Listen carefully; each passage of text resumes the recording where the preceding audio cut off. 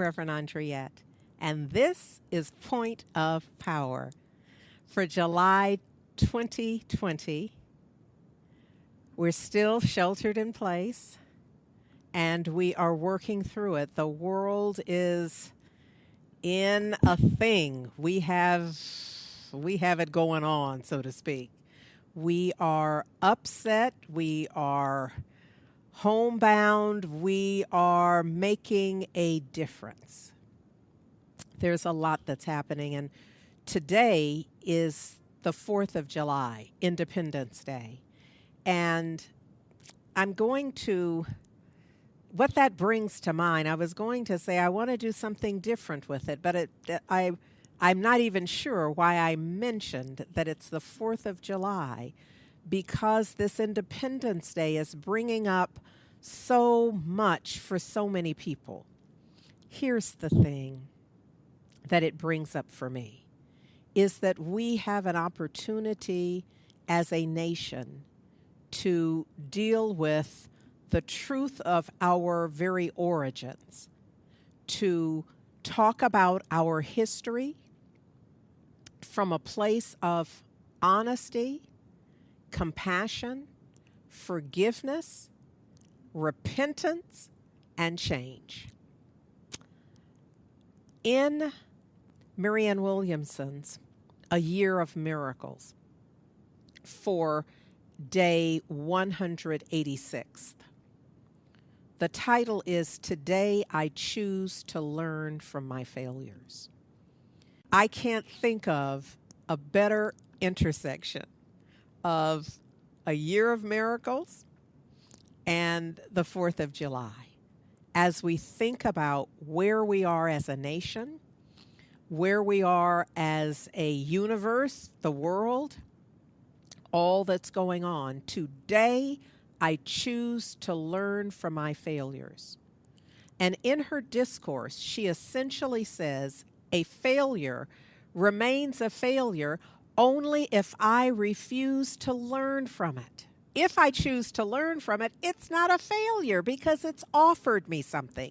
It wasn't what I intended to create or to have experienced, but because I learned from it, it is now beneficial. This is so important for where we are right now, where we are always. Any situation, she says, that teaches me greater humility, sobriety, wisdom about self and others, or teaches me responsibility, forgiveness, depth of reflection, and better decision making, teaching me what is truly important, is not and it cannot be an ultimate failure.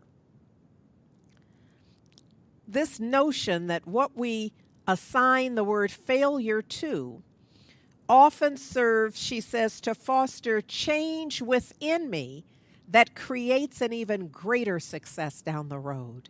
That's where I want us thinking is always as we fall into these places, either at the macro, universal, national level, or in our individual lives where we're just going through some things.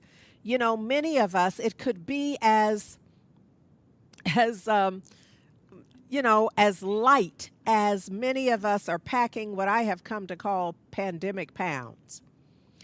And it's easy to fall into a woe is me, a failure, how did I let this happen?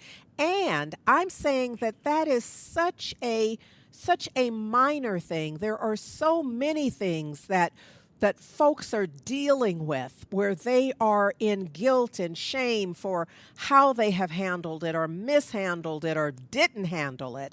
And so I'm just offering an easy example where we look at our lives and we doubt the veracity of our intention and our abilities based on the outcome.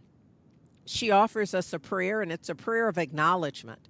An acknowledgement that I have failed, that I feel that all my efforts have come to naught, that I feel shame in the way that it's turned out. And this is a point where we can simply surrender to the divine, forgive ourselves and others, and be willing to understand that the opportunity before us now and always is to learn from our experiences. And they cease to be failures. And when that happens, when we transmute a failure or perceived failure into a learning opportunity, into an opportunity to embrace wisdom and forgiveness and grace, that, my beloveds, is a point of power.